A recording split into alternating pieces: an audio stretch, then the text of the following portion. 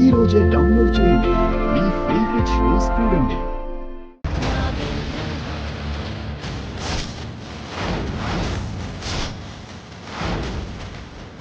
మీరిచ్చిన ఫోటోల ఆధారంగా మీరు అడిగిన సమయంలోనే డూప్లికేట్ విగ్రహాన్ని ముక్కు పుడకను తయారు చేశాను.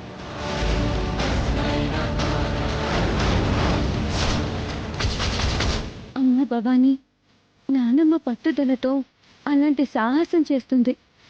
దాని వలన నానమ్మకు ఏమైనా జరుగుతుందని భయమేస్తుంది.